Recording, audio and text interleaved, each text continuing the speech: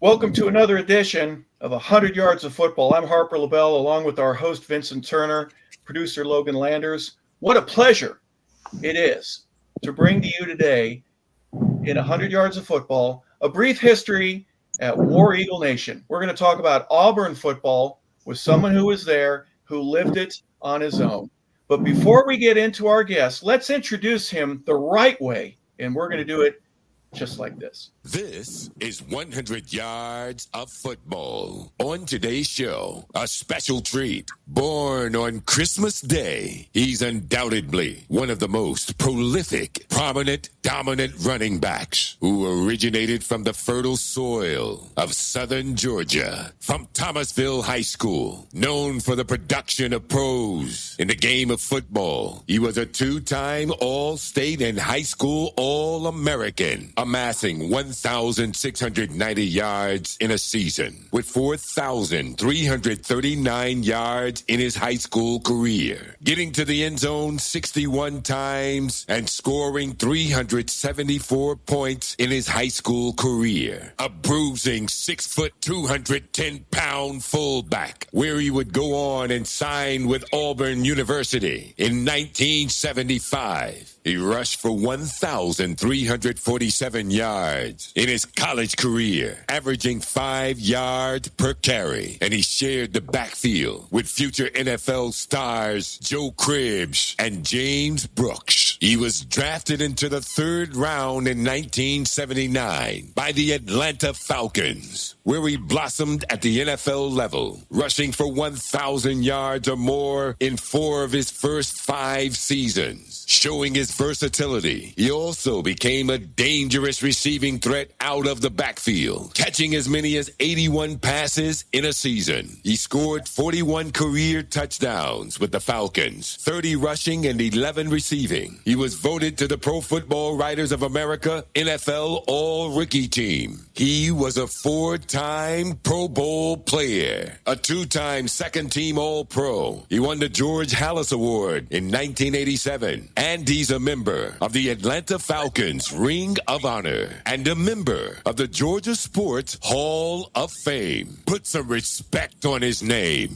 Ladies and gentlemen, please welcome to 100 Yards of Football, the all-powerful William Andrews.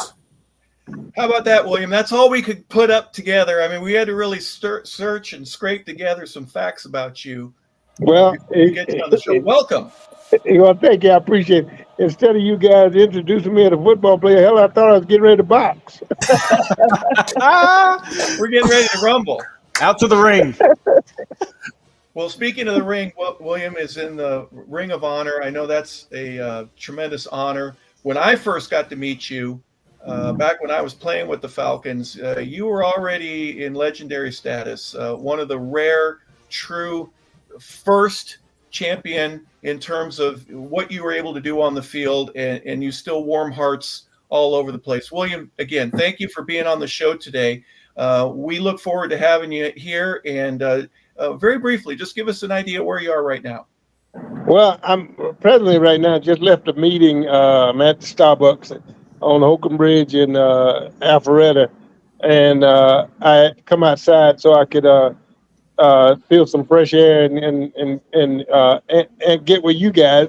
And I do appreciate the opportunity to just tell a little bit about myself and what I went through when I was at Auburn and that kind of thing. Great school, enjoyed myself, played with 2 great running backs over there, Joe Cribbs and James Brooks, and even a host of other guys that were before me, Mitzi Jackson, Cedric McIntyre.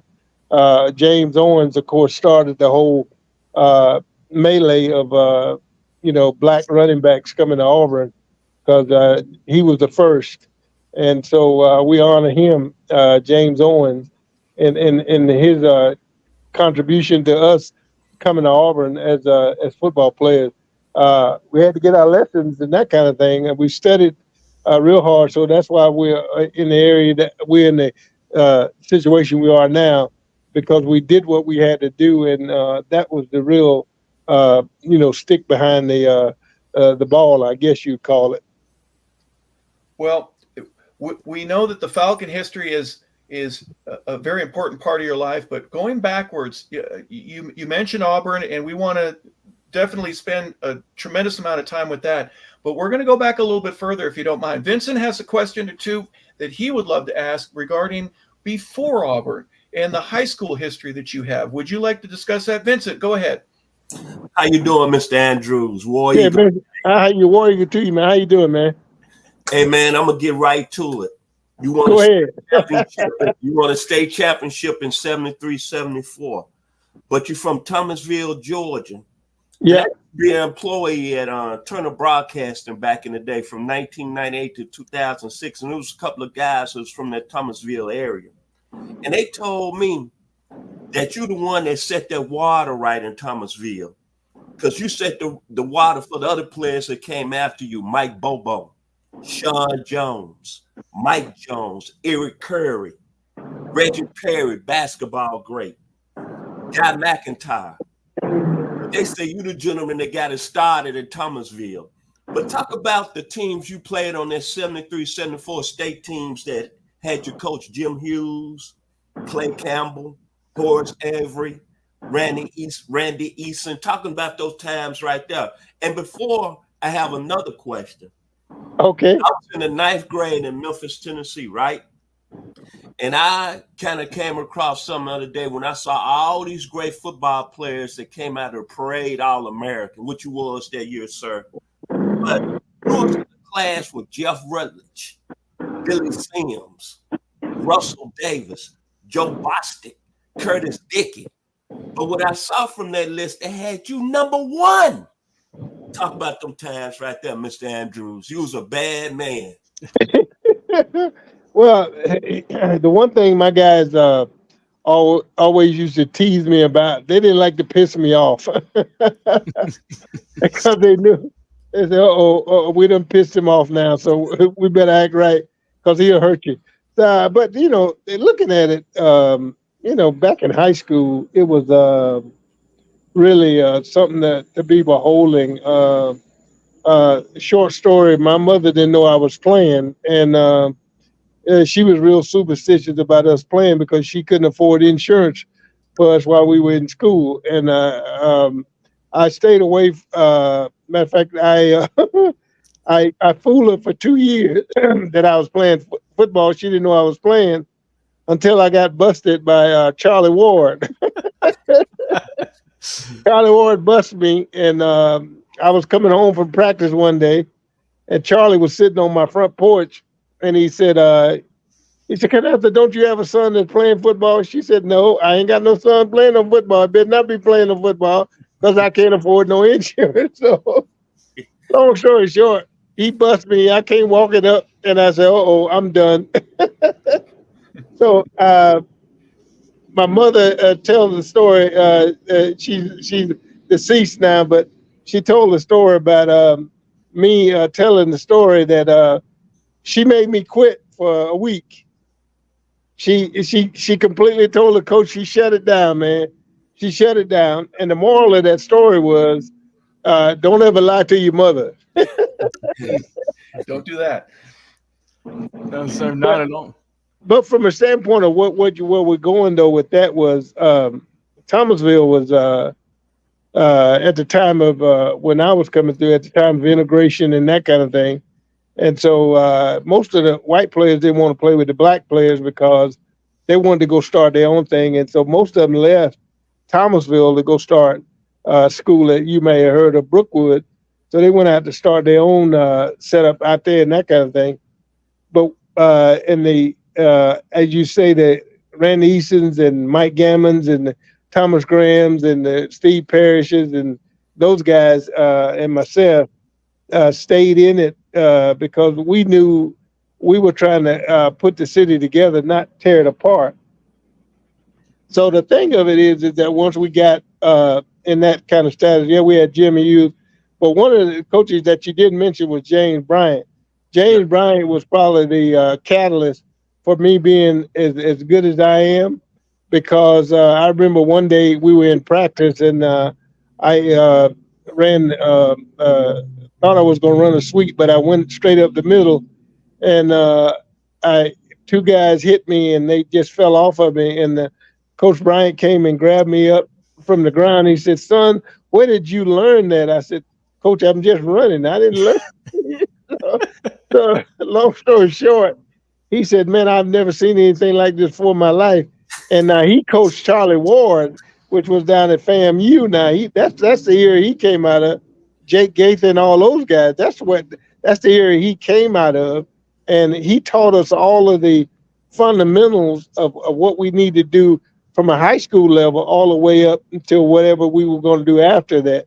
And so I can attribute it to Coach Bryant that gave me the opportunity to be who I wanted to be, how I wanted to be it, because he was like a father and he took care of most of the white kids on the team as well.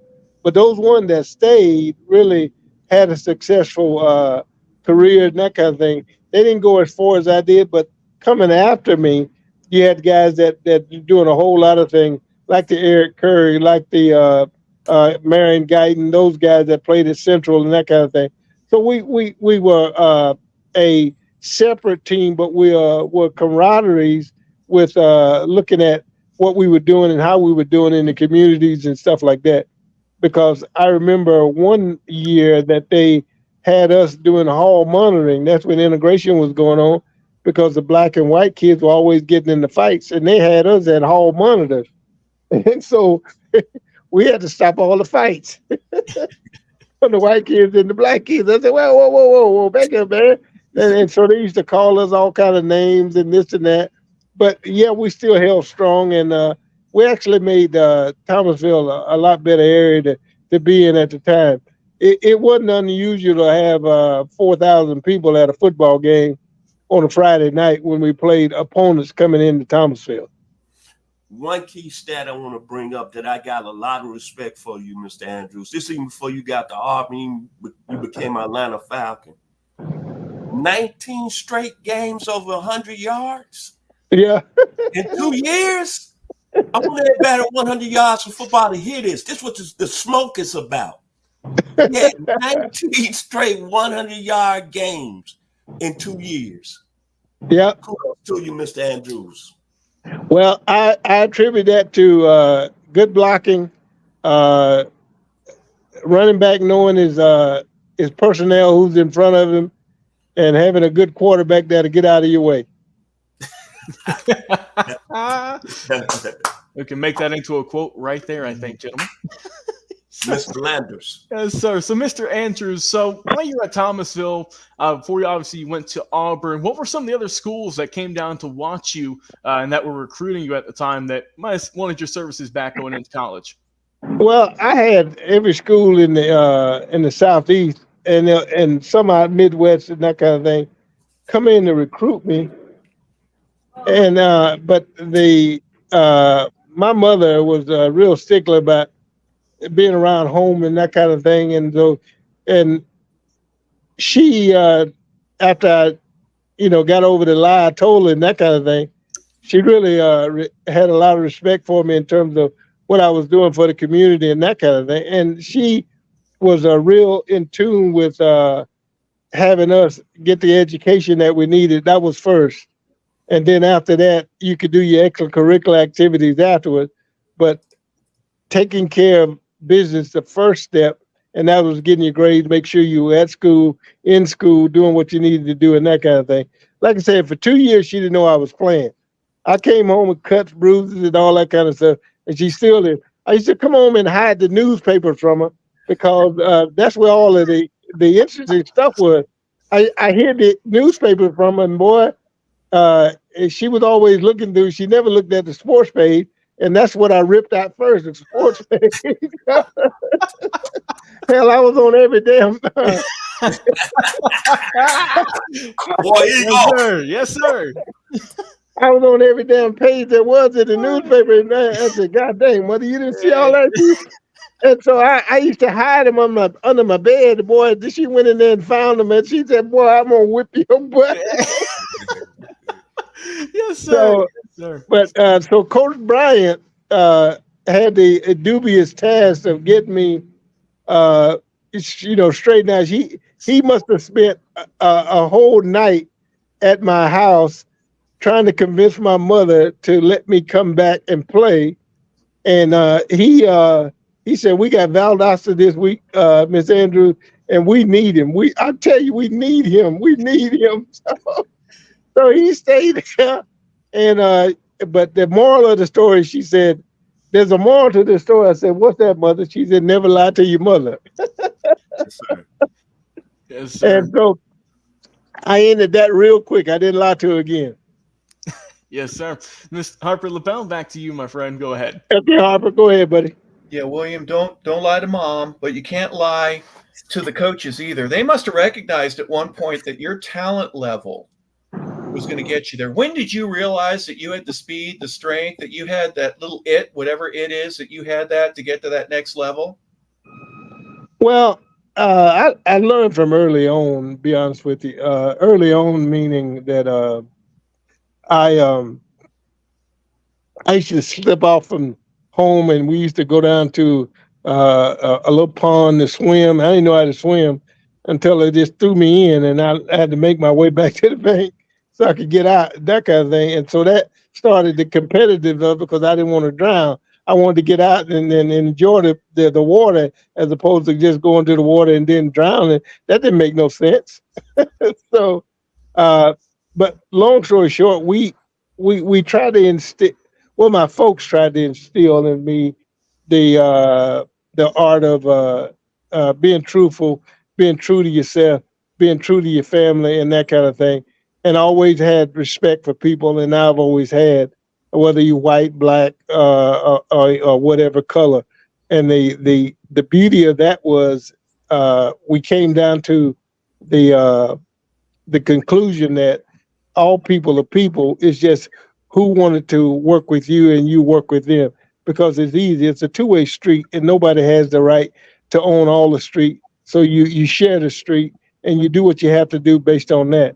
So long story short is that I've always said, the one thing that she instilled in me, she said, William, always look out for the elderly. That's what she told me. And I kept that in mind, and has kept it in mind to this day. And I'm past 60 some odd years right now. And she that's her saying still stays with me. And I always recall that whenever I have to look at interviews, or doing interviews, or look at screens and that kind of thing. So I'm blessed, number one, that she was around as long as she was, to instill those values in me, and that's what we had to do, and that's what we learned. I had a brother that played before I did. Now, this interesting story behind how I got to play with the high schoolers. My brother, he's deceased now, forged her name on all the documents that I could go out and play. So, so you can imagine what that was, right? I had nothing to do with it. I just said I wanted to play. Come on, William. You're now you're forging names. You're lying to your mama. Come on, the story's gonna get better. Yeah. But my brother saw what I had in me, and he said, dang, man, you should be playing. So I said, oh, no, I can't play. Mother won't let me play because she's afraid she don't have insurance and that kind of thing. So I went through the whole spiel, and he said, nah, forget that. Let me see that papers. I signed. So he signed my life away, which I almost lost my life. But yeah. But I tell you, it's good to have brothers. They take all the heat for you. Yeah. Yes, it is. Now, speaking of heat, you had to say no to a lot of coaches. You said everyone was recruiting you out there. You had to say no to Tennessee. You had to say no to Florida and maybe Alabama. What was it like for you through that process? And then how did you end up picking Auburn through all of that? Well, I would tell you the true story, but I'm not going to tell you because we're on television. Okay. But no, really, I went through all of the machinations. My mother didn't want me to move too far from home because she could never make to a game to see me play and that kind of thing. And I took that under very tight consideration because she couldn't travel as far and she couldn't do all these things. And my mother was back in the 1900s in terms of, because she was born in 1919. So coming from that up, she saw a lot of things, but she also tried to instill those in us and said, that's why the inference was always be mindful of the elderly and everything else that you come across. And I kept it in mind and the heart. And that's what I live by every day, that I have to respect my elders no matter what, no matter how irate they get, no matter how mad they get and that kind of thing. You still have to show the respect for them, and then you go from there. Now, once you offer the respect, then after that, then you feel like you've done everything you need to do to move ahead, and that's what I did. During the process itself, was Frank Jordan or Barfield, Doug Barfield? Who was the head coach at the time when my head coach was Doug Barfield? Okay, all 4 that's years. My wife. That's my wife calling me right now. She's probably mad as a snake at me because I'm late. Well, don't lie to her, because we've already learned, don't lie to mama, and you don't. No. But I can't answer her. I can't answer. When you finally get on the signature is signed and you got the contract and you go to enter, did mom ever get to see you play while you were at Auburn? She watched it on TV. Okay. She never came to a physical game because at that time she was dealing with her diabetes and that kind of thing, and so that's what took her away from here. But she always got the newspapers, got the news clipping, and there was a doctor in Thomasville by the name of John Payne, and his wife was Camille Payne. She was a graduate of Auburn, and she said, "William, you ought to take a visit over there and see how you like it." And I said, "Yeah." She said, "We're going over to a game one weekend. Why don't you ride with us and go over and see what?" And so I did, and I really liked the school. I met Cedric McIntyre, I met Mitzi Jackson, I met Thomas Gossett, all those guys that were players at the time there. And they tried to convince me not to go to Auburn. They said, "Man, don't come here." No, I wouldn't come here, man, because they ain't gonna treat you right.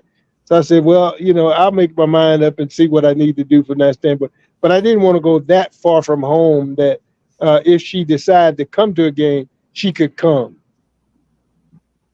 You're 2 hours away, give or take, right? A little bit more than 2. Yeah, a little bit more than 2. Yeah. Okay.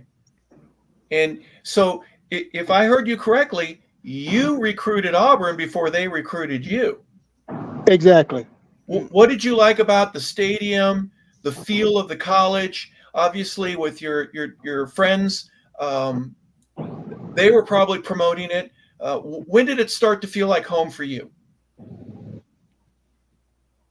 I would say my sophomore year, because the freshman year, all you want to do was get your classes done and then head home. So because you don't forget about home, and that was your comfort level, getting back home, talking to your friends and that kind of thing, and seeing what you're doing, how you're doing, and that kind of. And then that's really what did it for me, that I wasn't that far from home, that I could get back and see my buddies, also see my mom on the weekend, and then leave and come back to Auburn to get my studies and get my education and the athletic part of it. That's pretty much was it. So after your freshman year, I'm imagining, okay, I'm going to work out a little harder. There's a whole class of seniors that are gone. Now I'm going to get a little bit of playing time, but then all of a sudden your talent, your speed, your strength, your ability to understand the game at the college level, that started to increase, and you ended up being on the field a lot more often. What do you think was the major skill set that you had that got the coaches to go, we can't go without having William Andrews on the field? My blocking ability was the biggest thing, Harper, to be honest with you, because I could block anybody or anything that either opposed me or I opposed it. And, I always tell kids when I go out and talk to them, I say, what's the quickest way to stop a person from getting around you? And they said, huh? I said, well, just what I said. What's the quickest way to stop them from getting around you or whatever? And they said, no, we don't know. I said, get in front of them. And knock Simple, them down. right? Knock them down. Yep. Simple, Yep. right? Get in front of them, right? Yep. That slows that whole momentum down if you get in front of them. Well, you And obviously that's learned you obviously learned how to block at that level, William, but you also could run with speed, with power. You could cut on a dime. I know Vincent has one particular memory that he wants to go over with you. go ahead, man. Mr. Andrews, this is a true story. You remember in October, the first week, that first Saturday, y'all played Memphis State at the Liberty Bowl. I'm from the 901, Memphis, Tennessee. Okay, I got you. Yeah. I was 16 years old at the time. I remember that. I remember the Liberty Bowl. Yeah, I sure do. Memphis State playing their homecoming. Right. I get to go with a friend and his mother and father, and we there at the game. All I know that evening, sir, you had like 143 yards on 20 carries. And I'm saying to myself, because we came to the game basically to see Cedric McIntyre. Right. He was a star at the time. But we kept seeing this fullback pounding the line of scrimmage and keep moving the scrimmage. So my friend said, you know what, Vince? Man, the fullback is a better running back. And he said, man, he got that skill set of power, balance, vision. And then my friend said, you know what, Vince? Now remember, Mr. Andrews, you had 143 yards that evening on 20 carries. Right. But he told me, Jim Brown too. Jim Brown too. Power, balance, vision. You was a bad man that night, Mr. Andrews. Take me back to that night. Y'all lost that game 28-27. Right. I remember that. The gentleman, Mike Henley fumbled with about 2 minutes to go in the game. But take me back to that evening because I saw you up close and personal. Right. Yes, sir. Well, you know, I tell you, I've been in so many situations like that. And when you're on the clock and that kind of thing, and you're playing your heart out, you're doing everything you can. I was a real stickler about taking care of my job before I helped anybody else. Yes, sir. And you got to take care of your position first, and then after your position, then if you can help out anywhere else, that's what you did. But unfortunately, I forget how the game went, but I was doing everything I could to promote what we were trying to do and to get past everything that they was throwing at us. And they were a good team. I mean, I had a good time playing against them. But I met a lot of guys that was similar to me, but didn't have the drive I had. But in the end, it all worked out. And so every experience you learn something in every path that you go in and that kind of thing. And I learned every game I've ever played, I learned something different about what player is this, what player is that, and that kind of thing. And so I never get to the point where I think that I'm safe because those players that you do know that could hurt you or injure you or whatever, they have a tendency to if you let them, but you can't let your guard down. So I never let my guard down. I always was on attack mode. I couldn't get it out of my brain because I was in a fight. And you don't give up in a fight. You get up in a fight, you might as well just go sit on the bench. And that's one thing I hated, was to sit on the bench. I hated that. Because that Memphis State team that went 7-4 that year, do you realize that's the best team in school history? They sent about 8 guys in the professional football that year. Keith Simpson, Eric Harris, Turdell Middleton. Right. Man, those names I ain't heard in a long time. There was some smoke right there. Yeah, believe it. Back to the one thing that you have to look at.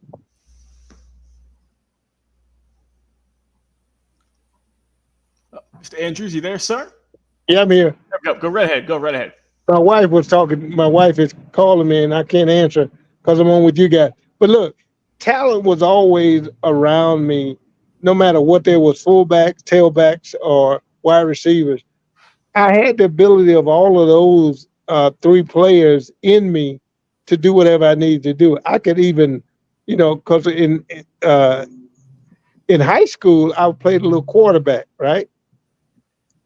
But they never let me throw the ball because the rush was too big, and so I just took off and started running. And then I said, "God dang, we got Well, you gotta throw the ball. You can't just."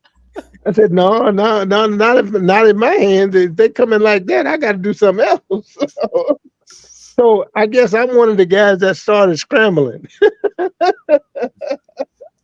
So, but when you look at it though, you pick up pieces from each individual that you play against, that you play with, and you try to pattern yourself a little bit about what they do. In other words, like building a cake. You take the ingredients that you need, put it in, and you keep mixing, and you keep mixing, and keep mixing. And that's what I used to do. I mixed a lot of players together that I could emulate in terms of what they did, how they did it, and when they did it. Walter Payton, a good friend of mine that of course deceased, but I learned a lot from him. O.J. Simpson, I learned a lot from him. Even Calvin Hill, I learned a lot from him. All of these players that I came up against, that I went against, they had something to teach me. Even Roger Craig paid me one of the highest compliments I could ever. He said, "William, I've never seen anybody pick their needs up as high as you do." He said, "Man, I like your style of running." And so come to find out, that's what he patterned his running skills behind me, was picking his knees up. And I said, "Man, that was a natural thing for me." My knee, high knee lift, everything. Because if you hit that knee, you get knocked out. Yes, sir. Yes, sir. If you're not careful, you hit that knee hit that helmet the right spot, boom, you out. You out for the whole game. Yes, sir. And so I tried to pick up pieces from each player that I have a chance to go against and that kind of thing. And I did that. One more question I have for you. Yes, sir. The rivalry with Alabama. What was it like? Now you put that wood on Alabama with your head. Well, going against Barry Krause, E.J. Jr. Talk about those battles. Okay, now look, I love playing against Alabama. I love playing against Georgia too. But the thing that with Alabama, right? Barry Krause, right? I never forget that name. They say he was all world, he was all this, all that, whatever. Okay. I'm gonna go against him no matter what. So y'all can talk all that junk. I said the proof is in the pudding. Line him up. Let's see what he got. Oh, God dang it. They line him up. Let's see what he got, right? Yes. So I said, well, if you don't have much, if he got a lot, then I'll have to deal with him every day, right?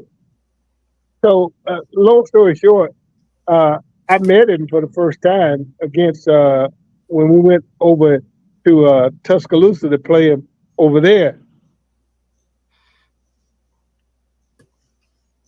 And so from that standpoint, I hang on, let me get us back. My wife calling me again. So anyway, I played against those guys, right? And I learned something different from them each time I played them. But Alabama was probably one of the toughest teams I went against. But as a whole, right? Not just the individual. But Barry Krause was the one guy I had to always be on the lookout for. I blocked him all day long, all day. They'd say he was All-American, all this, all that, whatever. And I said, well, I'm going to take that All-American staple away from him, because they say he's All-American, but he ain't showing me that. So long story short, we become subsequently great friends after the game was over. He said, "God dang, Will, I ain't never been against nobody like you." He said, "Man, you are relentless." I said, "Well, they give me a task to do, and that's what I do. I'm a stickler for assignment. If you give me an assignment, that's what I'm going to do. My assignment is you. Whatever you do, I got to watch you." That's that, and that's what I did. I kept that, and to this day, I do the same thing. If you assign something to me, can I answer this with my wife, please? Yeah, why don't you do that, and then come on back in just a second. We'll be glad to rejoin you. Yeah. Yeah, and what just the mentality that he had, guys, was tremendous. He said, it's assignment. He said, if I see you, that's my target. I'm gonna go get it. And boy, did he ever. I'm gonna say this: what I learned about Mr. William Andrews. Mm-hmm. The main point I'm getting from this interview today, which is just so much blessings with God hands on it, is that a very unselfish player, man. Yep. Okay, I'm back. Yes, sir. Yes, sir. She saw me, so we good. Gotta make sure the wife's happy. That's for sure, isn't it right, Mr. Yeah, Andrews? yeah. So when you look at it, I mean, back to our story. Well, so when you look at it, if you give me an assignment, that's the assignment that I'm going to take on. Now, I don't worry about everybody else that around me. My concern is the player that you told me I had to look out for. And so that's what I did. I looked out for Barry Kraut the whole game, and I put my hat on him. Maybe for every play that we did, I had to put my hat on him because I had to account for him and where he was going and what he was doing and what he wasn't doing. So that made me that type of player. When you give me an assignment, I stick to it, and I'm like glue. If I'm close enough that I can put my hands on you, then I got you. Mr. Landers. Yes, sir, Mr. Turner. Thank you for that. And Mr. Andrews, talk about the relationship you had with that. Of course, you can't mention Auburn football without talking about that ABC backfield, of course, with yourself, James Brooks, and Joe Cribbs. So what was that like getting to work with those guys day in and day out? Well, that's a story within itself right there. That's a story within itself right there. James and Joe were probably two of the baddest little backs I've ever played with and had the opportunity to get to know very well. The one thing that Coach Barfield wanted me to do when I came to Auburn, he said, William, we got one football and we got three great running backs. And he said, I can't put the ball in everybody's hand.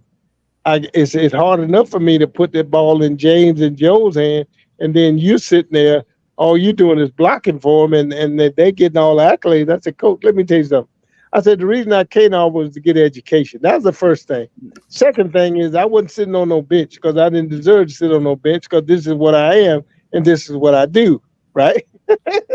He said, damn. He said, I can appreciate that. I said, Coach, so wherever you need to put me, I want to always be in the game. And so I lined up at fullback because the fullback is always in. I could catch just as well as the wide receiver. I could block as well as the lineman. I could defend as well as the lineman in the whole 9 yards, right?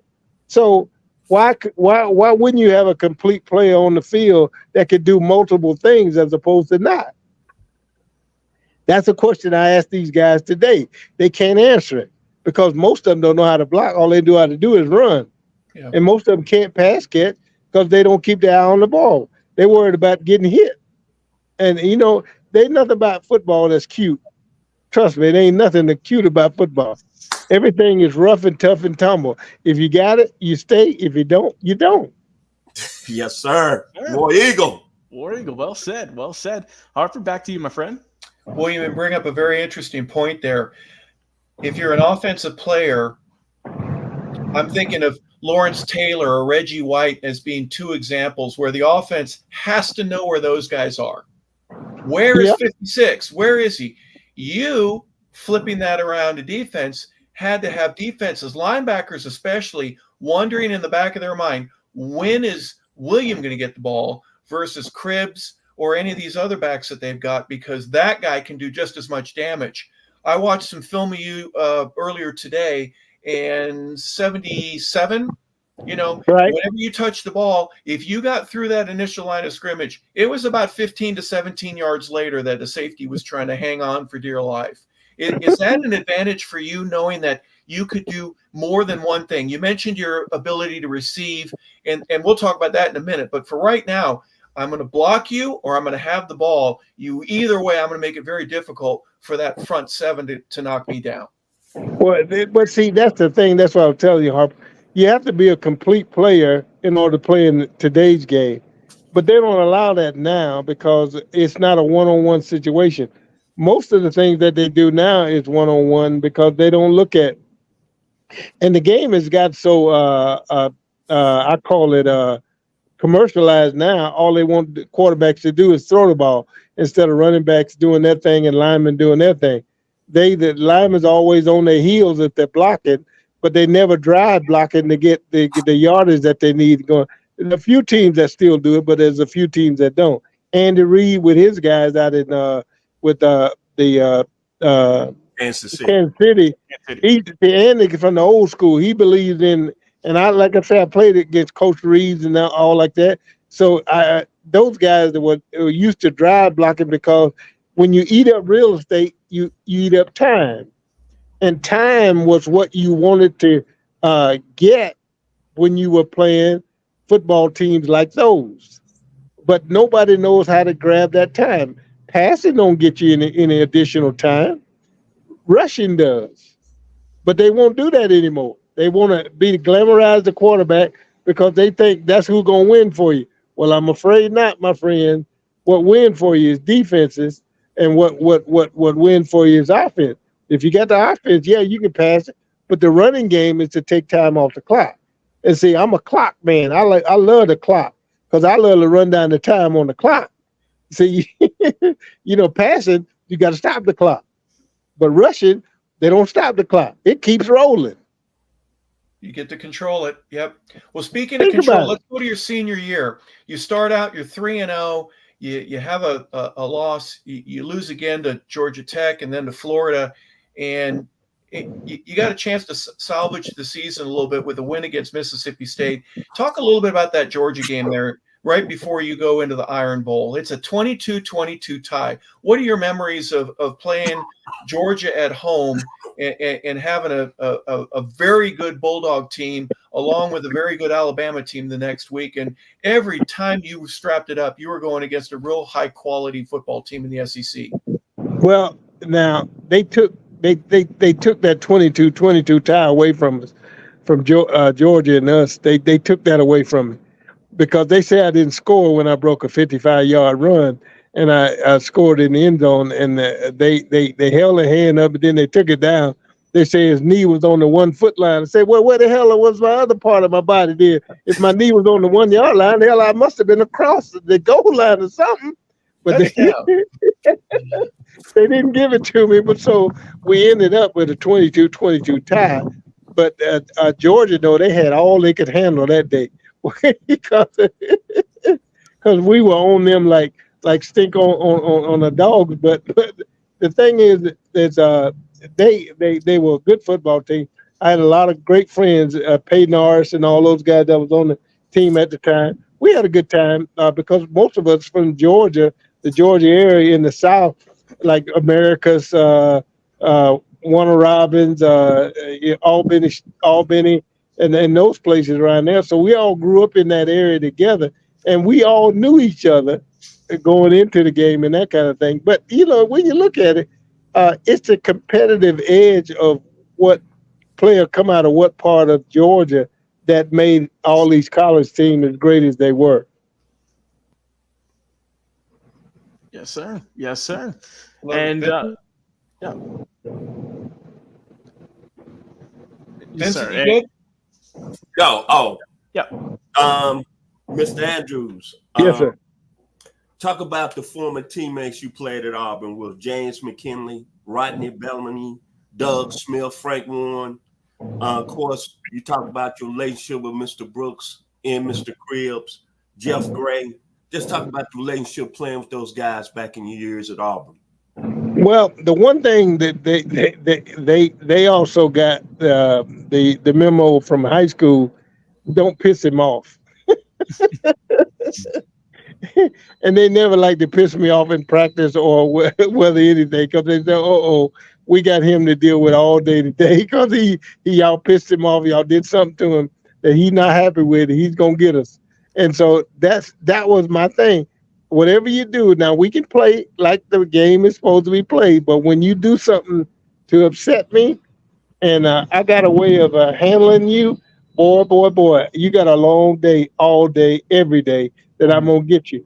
And so the one of the things is that you have to tone down I guess the testosterone that you got, because the fact that you got a long way to go and practice just started. I'll never forget one day we came into well, as a freshman, we came into Auburn, and Claude Sy was our coach, because he coached the B team and that kind of thing. And so we had a lineman by the name of Mike Burrow, and he missed a block, and I was running behind Mike, and but they didn't hit me; they hit Mike, and so I went on. I made the yards I need to make, but he went over and grabbed Mike Burrow. He said, "Boy," he said, "son, if I was as big as you, I'd eat nails." And I said, oh, we in trouble. We in trouble. So Mike said, "Coach," he said, "I tell you, Coach Sy was he's about 5'2" and that kind of thing. And Mike Burrow stood at 6'7", right? And Mike said, "Coach," he said, yeah, "Okay, you big as me, you'd eat nails." He said, "Coach, they make tax your size." Man, we ran all day long. we ran all day long, man. I said, "Mike, what you say that for?" He said he asked a question. He said, if he was big as me, he eat nails. I said, "Coach, they make tax your size." So that day we got nothing done other than condition. But we had some fun years at Auburn. I never forget the guys that I played with and had the opportunity to camaraderie with. Joe Cribbs, James Brooks were probably two of the best buddies I've had in a long time, and they treated me as such. And they when they first looked at me, said, "Oh man, is that the running back? We gotta compete against Joe and James." They said, "Yeah, man." Because I was cut up and everything. And they said, "God dang, we can't do that, man. You see the size of this guy." And so I said, and when they met me and they got to know me, and they said, "Oh dang, Will, I didn't know you were this down to earth." I said, "Well, what do you mean, man? I'm just me. I'm just a regular player like you. I go lift weights, do what I gotta do there, and do my job on the practice squad." And so, but from then on, we've been great friends.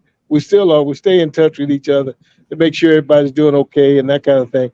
But it was some great years that we had at Auburn together, and I'll never forget them. And I'll never get them. I thought about writing a book one time. I said, "No, I can't do that because I have to tell too many stories, and all the stories I'm gonna tell will be true ones." So I couldn't write a book. Mr. Harper. No more lying, right? Maybe enough No, of that. can't do no more of that. That's it.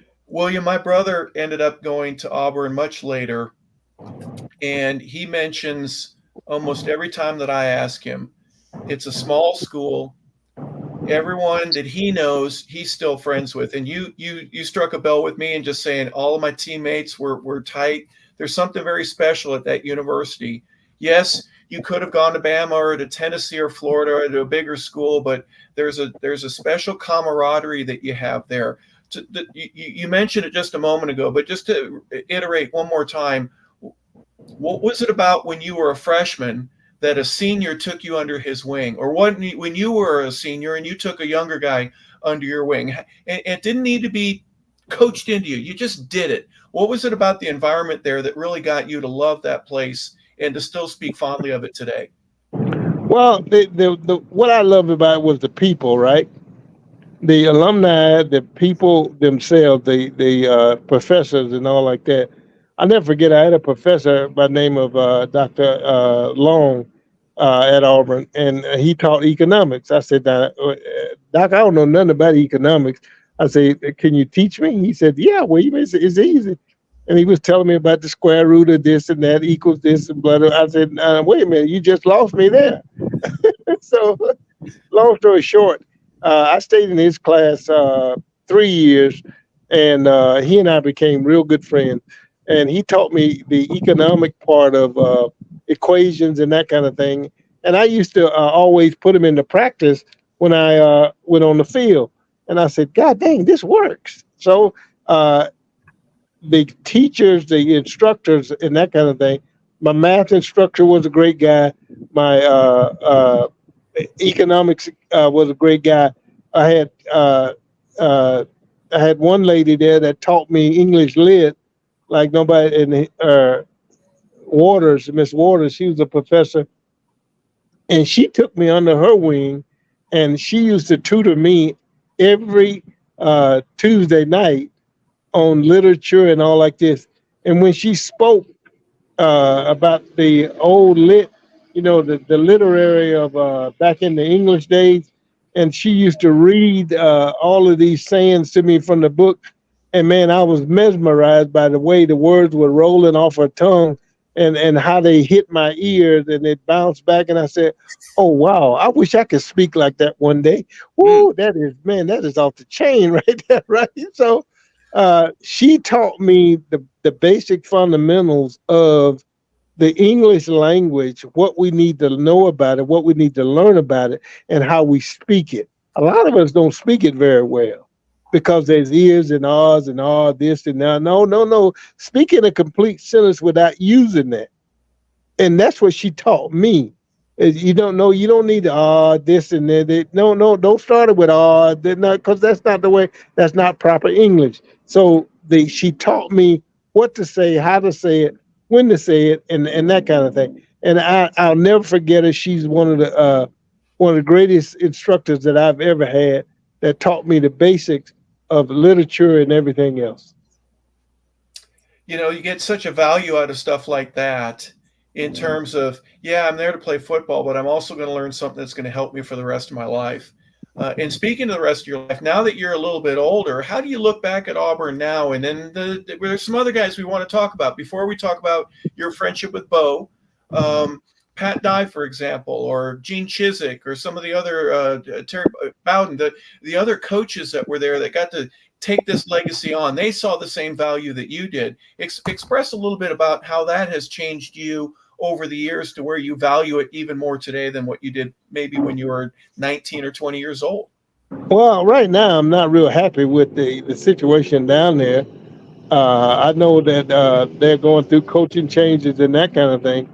But the one thing about that part of it was what used to kill me, right? If you're gonna have somebody come in and coach players like we were, right? Somebody had to know something about the school and the tradition at the school, right?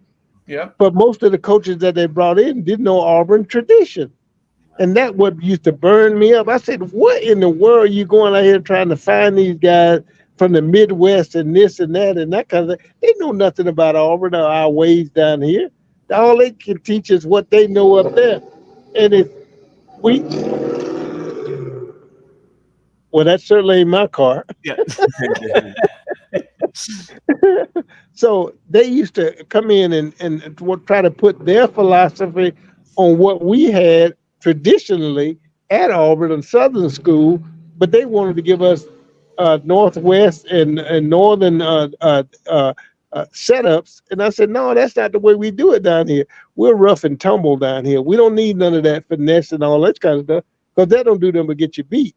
If you're rough and tumble, you can handle any situation that comes along. But they want to bring in all these philosophy. And my thing is, if you're going to get a coach that played in the SEC. Get a coach that played in the SEC, had on a winning team or whether a losing team, but at least he knows the SEC ways. You don't know the Big Ten ways because you've never been out there. That makes no sense to me. Yes. Or the Pac-10 or whatever, however you look at it. Not to say that those coaches are not as well equipped as the one in the South, but hell, that's where we are in the South. We're not up north. We're not out west to do all that. We don't learn that. We don't do it like, look. We learn 1 + 1 = 2. 2 + 2 = 4. 4 + 4 = 8. Okay? That's the way we learn, okay? It's simple, but it's useful, right? But they don't do it that way. They want to get all complicated, run and shoot, this and that, whatever, trying to misdirection and do all that kind. No. Line them up and hit them in the mouth. If you ain't going to hit them in the mouth, what the hell you lining up for? That's my thing. Yeah, I love that. And you may remember Charles Collins, who was the chaplain with the Atlanta Falcons. He Yeah, I went to know. Auburn. Yeah, I And remember. Charles put it to me this way. He said, Harper, just like Georgia, Alabama has two schools, but outside of the people that are going to these schools, the regular folks that just live in Alabama, Right. all of them root for Roll Tide, except for the ones that either went to Auburn or the ones that don't mind being the black sheep of the family on Thanksgiving, and they're going to root for Auburn and not root for Roll Tide. So I think there's a little chip on the shoulder in a positive way that, hey, it's us against everybody else. We're in this smaller school in an area where everybody says Roll Tide. We are here and we have a purpose too. So talk a little bit about that and how important that is, that you got to come together, because there are so many people that would rather root for the Crimson Tide, and we're a special place here. We need to understand it, and we're going to do everything we can to help win here. Well, see, it's not. It has nothing to do with the players, right? We're going to line up and play whoever they're going to put in front of us, right? But it's the fans that actually keep the rivalry going up. It's not the players. The players out there to do a job, and that's what they do, is play against each other and may the best man win. See, I don't ever look at it as my job is to watch the player I'm playing against, and whatever I'm doing against him, that's what I want to do. I want to beat him. I don't want to beat the whole stadium full of whether it's Alabama, whether it's Memphis, whether it's Tennessee or whatever. I don't want to beat the stand. I want to beat the player that I'm playing against on the field. That's my job. My job is not to deal with the fans and let the fans have a fanfare in the stand. That's what they do. We don't do that. But not one of them can come out of the stands and do what I do that day. Okay? They're gonna stay in the stand. They're gonna root and rock and have their beer and all that kind of stuff. That's what they're gonna do. They're not gonna come on the field because guess what? They couldn't handle the heat. They got And if I'm wrong, somebody tell me I'm wrong. But they can't handle the heat because there ain't nothing but down there. It's hot down there. Trust me when I tell you that. It's hot on that field, and you can't handle that heat. Look, you might as well get out the frying pan because guess what? We just gonna turn it up. Well, and Logan and Vincent and I have all learned we don't want to make you mad, and we're starting to see you get upset. Now, hey, talk a little bit again with the history.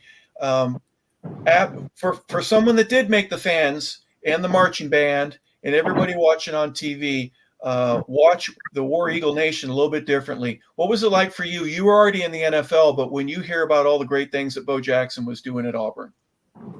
Well, I admired Bo. He had his things. We had ours. My era was what I wanted to be. His era was what he wanted to be, and that's the way we looked at it. We didn't look at going in like numbers and everything else wouldn't be broken. Some will be higher than yours or whatever. That's just the name of the game. That's just the way the game is played. Somebody's gonna have more than you. Some have gone less than you. But the fact of the matter is, you contributed to the school to make the school better. Yep. And you contribute to the school to make those players that come there to respect the school because you went there and this is what you got from the school. So it makes no sense to me to brag about something you never done or to brag about some place you never been. It's a waste of time because that's just water that's just water over the dam, as they would say, because guess what? If you wasn't in it, you can't talk about it. Understood. And you got to be in it in order to be able to talk about it. So if you never was in it, why are you talking?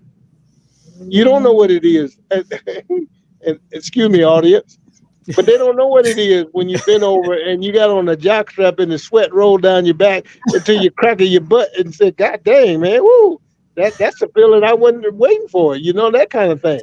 They never had on a jock strap that tugging and pulling against you all day long. And all you got to do is get down, hut, and ready to go. And then the next time you come in, you got to come in and sit down and you're all wet from perspiration and all that kind of stuff. So I understand the plight of what a player goes through. This ain't no elementary school you're talking to here. No, this is a professional player that played the game at the highest level but I respected all of the levels that I got and that I came up with. And most of these kids don't do that today. You should be thankful for what you have now, because later on, they're going to be in the same position I am, retired, and you're trying to get over ailments that you've had when you were in college, when you were in the pros, vice versa. And that's just the long and short of it.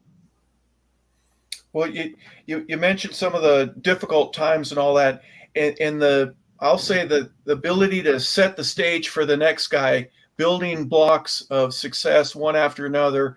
Bo obviously had that there, but share what it was like for you to be a part of the War Eagle Nation back in 2010 when they have Cam Newton and a really good team around him, and they win the national championship. What was that like for you to be able to celebrate with the rest of the Tigers?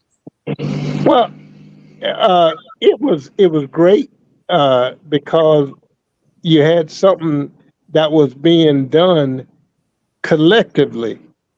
It wasn't individual. They made individual plays, some of them, but collectively, everybody played together. And that was the difference between how you do it or how you don't get it done. See, playing together is a lot better than playing by yourself. If you're on an island by yourself, you got nobody to help defend the whole island. But if you got other players around you, they can take their spots. And guess what? You got a fortress set up, and so now you're in the middle of the fortress. So guess what? They taking care of anything that comes on the outside of that to help you. And that was the difference between a lot of teams and a lot of colleges, because they just don't play together anymore. They go to practice and all like that, but when it comes down to game time, they look like they forget what they was taught. And that blows my mind. I don't understand that. You out here all day sweating and doing all of that, but you can't remember what the tradition is here at the school that you're at, because guess what? This is where your scholarship puts you. And so you got to do the best you can every day, all day, when it comes to practicing or playing. But most players don't look at it like that way today. They're just out there either to look at the money part of it and that kind of thing. And don't get me wrong, I'm not advocating that they do anything different than what they're doing. But the point of it is have some sense about what you're doing, because it ain't always be roses for you. You're going to have ups and downs and everything else that you got to deal with. Vincent. Mr. Andrews. Yeah, Vincent. Well, you've been enjoyable today. Man, you really been put a light on me watching this whole game of college football now. It's been a pleasure today. My question to you, how do you like the Auburn program now under Hugh Freeze? Do you think he's the right man? I don't know. I and I'm being straight honest. I don't know, because I don't watch it that much to even make a comparison with other teams around the league, right? Because they do different things for different purposes and that kind of thing. So I don't know. I wish him the best, but I'll tell you a little story. Jake Gaither used to say, you need to be agile, hostile, and mobile. Yes, right? sir. Okay. A lot of players don't understand what that means, right? You got to be agile. Mm-hmm. Number one, you got to be able to move. You got to be hostile, because you got to take an attitude that ain't nobody going to come in and whip your butt, but you're going to whip theirs, right?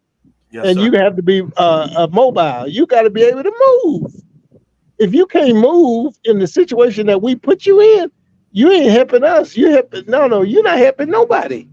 So you got to be agile, mobile, and hostile in any situation you come to, because that's a rough sport. It ain't nothing to play with. It ain't tennis. It ain't basketball, and it definitely ain't golf. This is down and dirty, and you got to get with it. So what I'm hearing is that, well, the direction of Auburn has went over the years. They've kind of went to a more spread type offense. Basically, what you're saying is that let's get back to old school football, man on man. I'm gonna kick your hard, and let's get with it. Mano y mano, my man. Mano y mano. You line up, show me what you got, and then at the end of the day, let's see who comes out on top. That's it. Hey, forget all that old finesse stuff. No, no, no. Yeah, it has its time, but right now, I'm gonna line up and get after you. That's all I'm gonna do. Right? That's it. And that's what I did. Every game I ever played in, I lined up and I got after him. That was my job. I didn't change nothing about it. Okay, I had to kick it up a notch Mhm. because that's the way it is. But now I'll tell you a story. We were playing the Giants one year, and they had a linebacker on the Giants by the name of Brad Van Pelt. Oh, yes, sir. Oh my God, this boy was man. Look, he wanted me to quit football. I'm telling you, man. Michigan State. Michigan State. You hear me?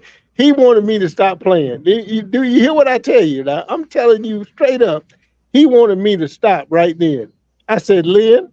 I told Lynn, came back to the huddle. I said, Lynn, I can't move him. I said, look, I can't move him, Lynn. I can't move him. I said, damn, this boy like stone, man. You run up against him and he jarred my whole goddamn vertebrae. I can't move this cat. So I told Lynn, look, we're gonna have to go to phase two, right? So phase two was position blocking, because you can't run through him, he can't run through you, but he can hurt you so bad by his throwing his shoulders in there and all his weight behind you, it jars your whole body. And I wanted to be able to play the whole game. So I had to say, look, we're gonna change this script up, buddy. I said, look, if you see my hat go inside, that knows you got inside room. If my hat goes straight up, you're on your own. If my hat goes to the left side, you know what you got to do, right? Break outside, right? And so that's the system that we developed to play against guys like those guys that were just hard and you couldn't move them. And that's my story about not me being afraid, but adjusting on the fly. You have to adjust yourself to play against the players that you're going against, because people just don't study players like that anymore. But I had to, because I was the first line of defense as a fullback. Yes, sir. I had to take care of Lawrence Taylor. I had to take care of all these other guys, Harry Carson, all those guys that were notorious for coming after quarterbacks. Yes, sir. LT said the man that made him a pro was Brad Van Pelt. Just what a stud. For you to confirm that, very interesting. William, the future of Auburn, they've got great facilities. They've got an outstanding campus. They've got a great ability to recruit. But then you bring in Texas and Oklahoma and you expand the SEC. What do you see on the horizon for Auburn? Well, I don't get into prognosticating and that kind of thing in terms of what they need to do, how they need to do it, and that kind of thing, because the game has changed since I left. But I think the one thing they got to do, they got to find the heart. Number one, to be able to compete. They got to be able to compete with all manner of players and teams that they go up against. Study your film. Always be in the weight room to get better at what you're doing. The moves that you need to move, the stance that you have to take, the drop blocks that you have to take, and that kind of thing, and hold your ground. You got to do all of that. And the worst and the best thing you got to do, you got to have some linemen that ain't afraid to go up and hit you in the mouth and smash them out there and move you back 2 or 3 yards. Well, you move them back 2 or 3 yards, guess what? I'm going to get 15 on that one. I'm going to tell you that right now, because you grabbing the jersey ain't going to help you back, pal. I'll just pull you on down the field with me. The grabbing the jersey won't work. So you're going to either have to put your whole body on me or you can forget it. And that's what I think they got to learn, because they got to go back. They got to go back to tradition to see what the nuances are coming down the pipe. Well, they've had a great tradition, a very good past. We talk about your past, the present with just a recent national championship, and who knows if another one looms on the horizon there, and then obviously a bright future because the past has been so bright. William, it's been a pleasure having you with us today. Any final thoughts from you about your experience at Auburn that you would love for others to be able to share and to know more about? Well, the one thing I would tell the young players that are coming out of high school, that's going to institution like Auburn, Alabama, Tennessee, and or playing in SEC, Florida, Vanderbilt, and those places. Be certain of the place that you want to go to, because you can have surprises that you're not expecting. But you got to deal with all situations when now you're coming into a young man, so you got to grow up, and you got to grow up fast, because that pace of life is real fast for you. You got school you got to deal with. You got people you have to deal with. You have players you have to get to know. You have coaches you have to get familiar with, and then you most of all you got to keep yourself in tip-top shape in order for you to do the things you need to do to help them or help yourself become better than you are from a high school standpoint. But now you're in college, so that elevates you to the point where one of these days I may be able to go to the pros. And the other thing about the pro situation, is the one in 1,400 that ever makes it.